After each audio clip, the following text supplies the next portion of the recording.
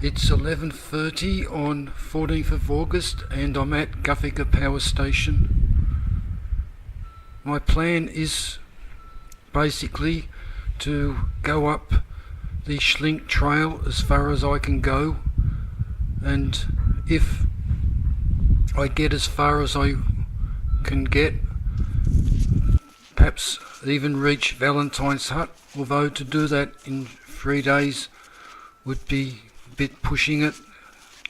The weather forecast is for not so good weather on the 15th with strong winds and snow.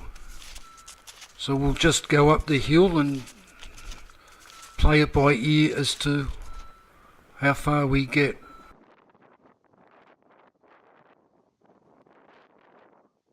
There's a lot of snow around and the snow level starts right down at the power station itself.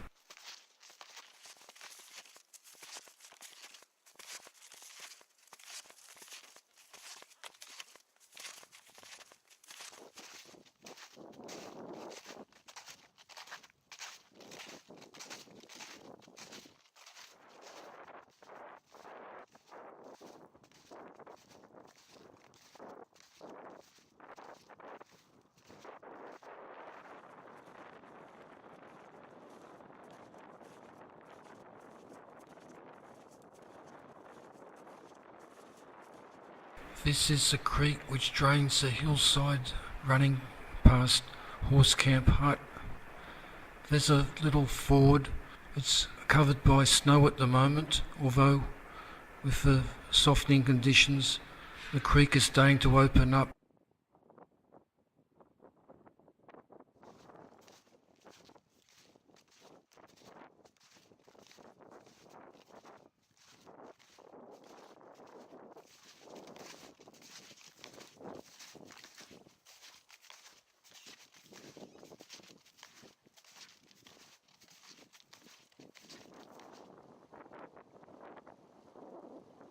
There's a concrete bridge to cross the Munyang River.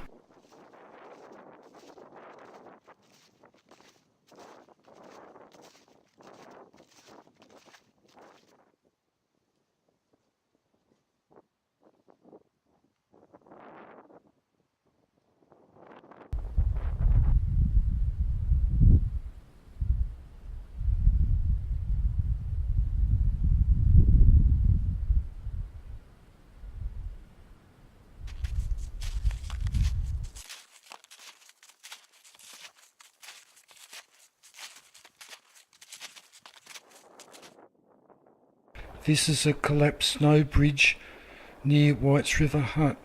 With the softening snow, one of the dangers of crossing these rivers is that the bridge may collapse under your weight and drop you into the river.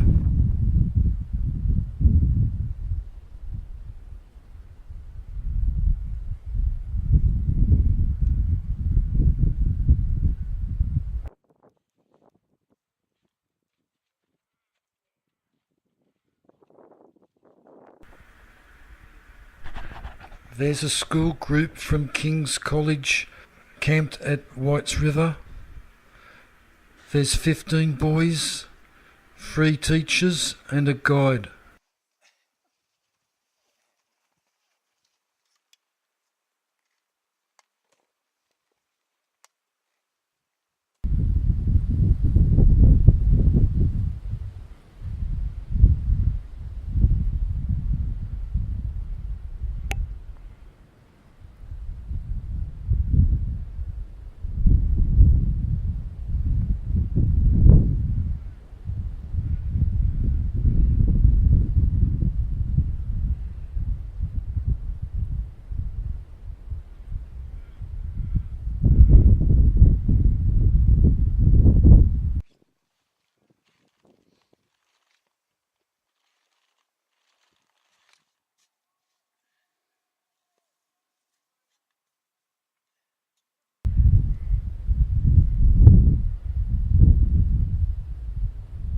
Again, I'm unable to charge my Telstra phone in the cold conditions, all that happens is the current from the battery is down in the milliamp range and the Xiaomi battery will shut off. The Sony camera did successfully charge. During the night the wind has started to pick up.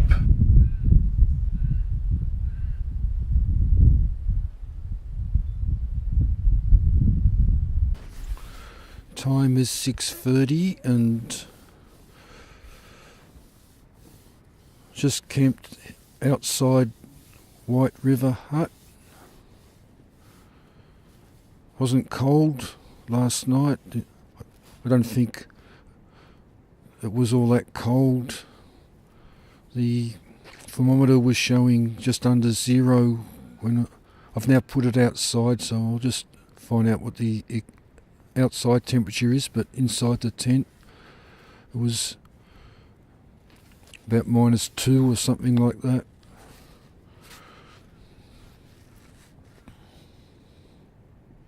Winds picked up overnight. Still clear sky.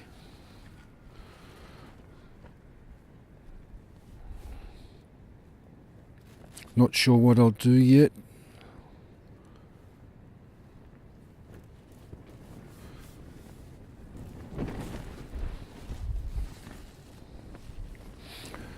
First off though, I think I'll be doing breakfast. A lot of people here. There's a school group from King's School, plus a young family. Must be the parents with a 6-year-old and maybe a 4-year-old on skis. They camped behind the hut, and a few other tents around too. I think Peter Conroy, who I knew at Mount Stromlo, is actually inside the hut. It very looks like him, though he's older than me. I've brought the Vargo 1.3 litre pot plus its caldera cone with me on this trip. It's worked well so far. No trouble lighting it, although I have used the shell light just to make sure it lights first off. Not using any more fuel than what I would have used at home.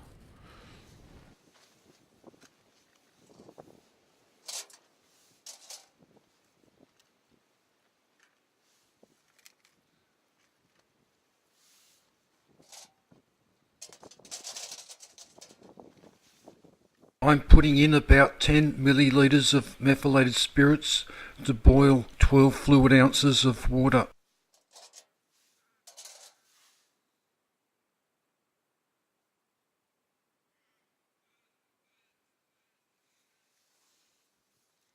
In goes the shellite, just a couple of drops to make sure that the metho evaporates with the spark and it lights easily in the cold. Have to be very careful with this stuff. They were telling me the story of one guy who tried pouring shellite onto a burning fire at White's River and it almost burnt the hut down. Somehow it got saved and it's been rebuilt, but it's very dangerous.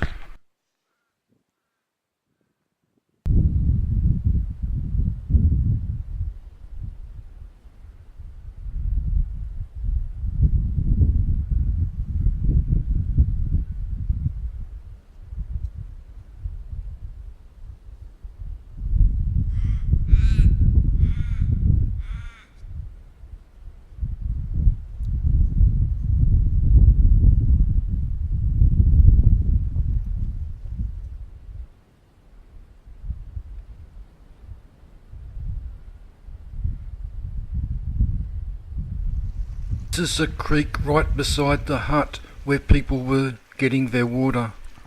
I got my water from that sinkhole that was further away from the hut.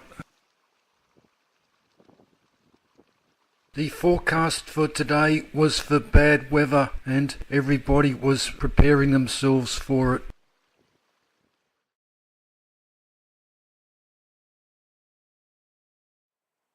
I've started preparing to pack up all my belongings in preparation for pulling the tent down.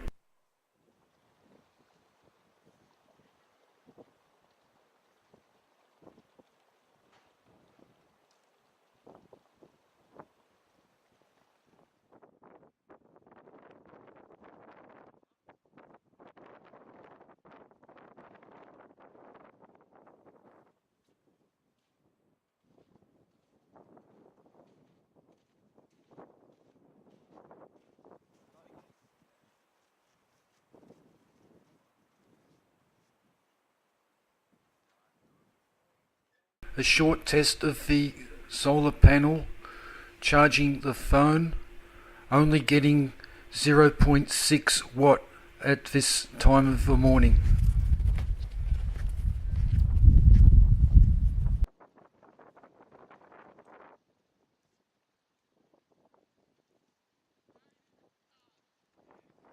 It's 9 AM and I'm leaving Whites River Hut to go to Slink Hut because of the bad weather. Quite a few other people were heading for Schlink Hut as well.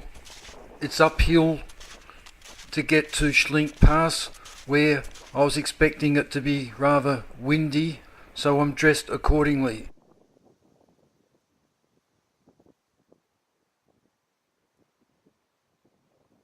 Well, this is Schlink's Pass, and I wasn't disappointed with the wind. It was quite windy, and can see the heavy clouds building up towards the west.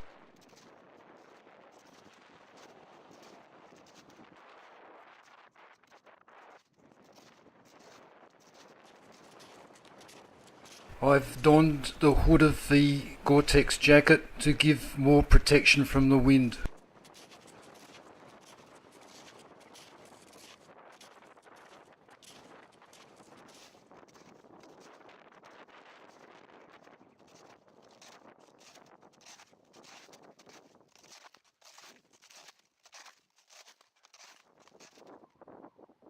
Time is now 10:20 and I've just arrived at Slink Hut. Solar panel is producing bugger all power in the dim conditions, hardly worth the effort.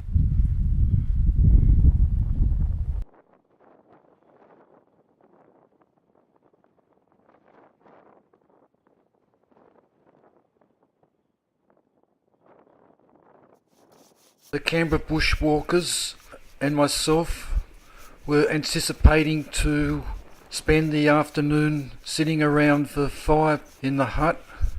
Our first job was to go and collect some wood, and this had to be all sawn up into pieces that would fit into the firebox. We were lucky that there were several relatively sharp saws at the hut, plus the leader of the Canberra bushwalking people also produced her own saw as well. At midday, things were starting to look rather bleak. It would not be long now before the snow would start falling.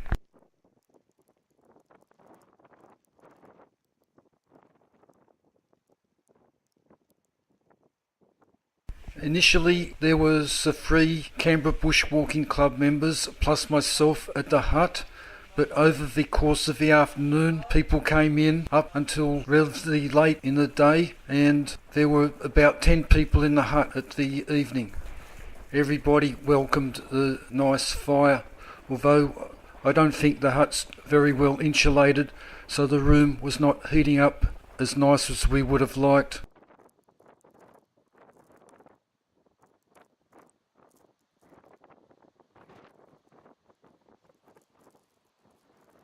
The strong wind was blowing the snowflakes horizontally. According to the Bureau of Meteorology website, Fredbo top station was recording wind gusts of up to 120 kilometers per hour. Not much else to do while the blizzard raged outside. What I did do was to experiment with some pancakes. I was very successful using the speedster stove with the simmer ring and the bottom half of the caldera cone to get a nice height of the pan above the flame so that the pan did not get too hot. I made a nice thick mixture which gave nice thick pancake which cooked nice and slowly. Towards the evening the snow stopped for a while and there was a small crack in the clouds which allowed the sun to shine through in the distance. During the night there were a few snow showers, plus the wind was moderating, and by morning the wind was still there but nowhere near as strong as it had been the previous afternoon.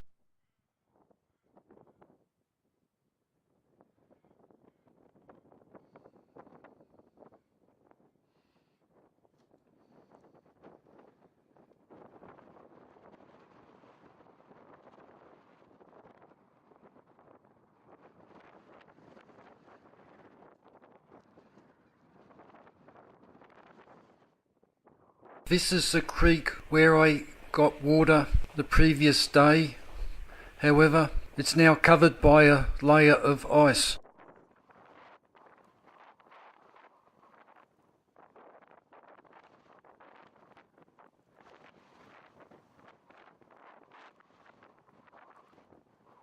I finally was successful in charging the phone from the battery. I guess it must be the warmer conditions in the hut which allowed the phone to be charged. Phone has been charged up to 100%. Cooking porridge for breakfast. Most people have left the hut at this stage, and I've taken a photo of what the hut living room looks like.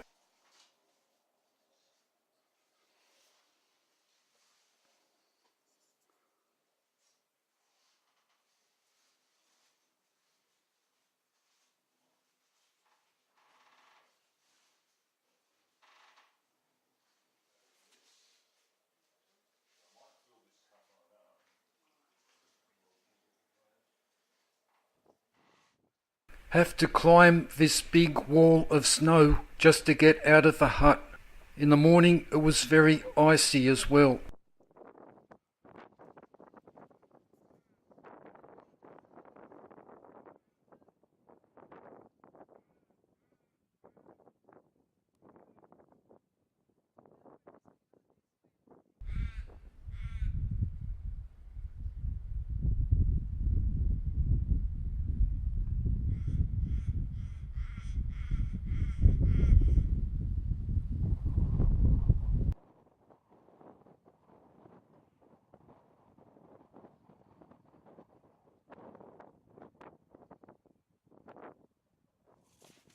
It's 9:15 and I'm leaving the hut to return back to the car.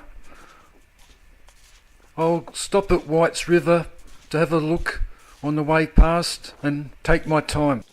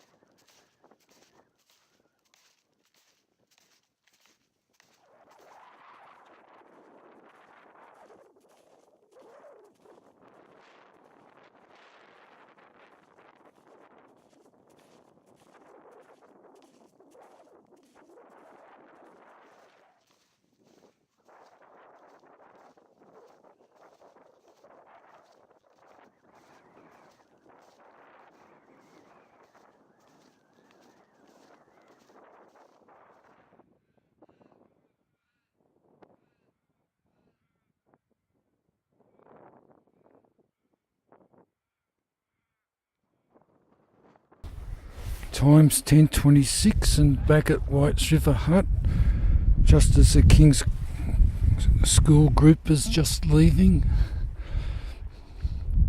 I've had the solar panel out on the way over from Slink Hut, and currently the voltage is 4.78 volt, power 2.1 watt, and that's a current of 442 milliamps.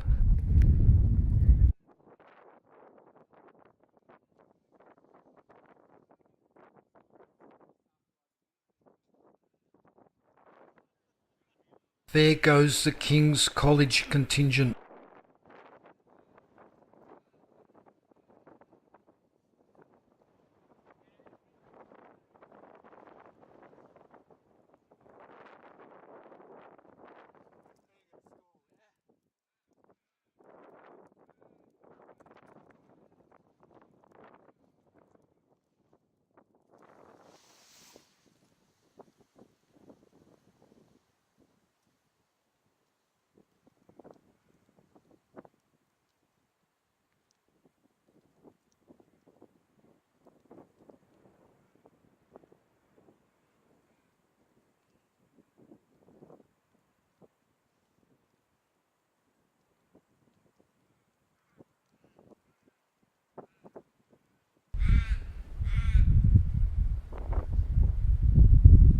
I stayed at White's River for about an hour, getting nice sun outside the hut, and the temperature was about 10 degrees, but there is still that cold wind blowing.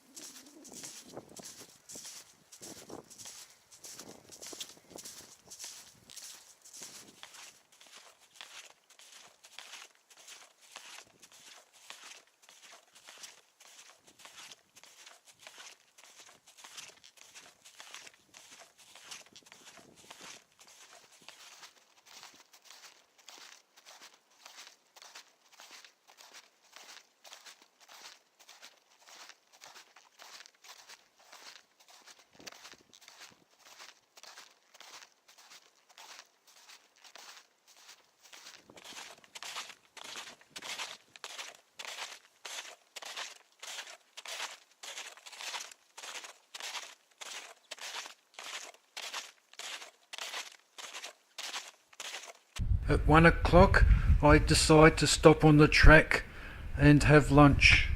It's the usual bit of cheese with the trail mix as well, and a couple of biscuits. I don't think it'll be long before the snow bridges over this creek start to crack and fall into the creek. Bit wary crossing this creek.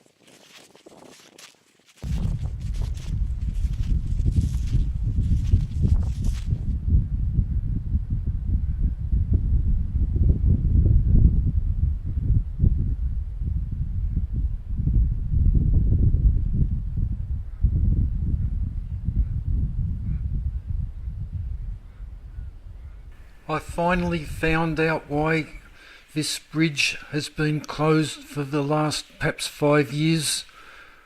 A flood washed away the central pylon of this bridge, and it's been claimed that it sagged by about 0.7 metres at the centre. There has not been much effort yet to repair it. This snow plough keeps the road to the power station clear throughout winter.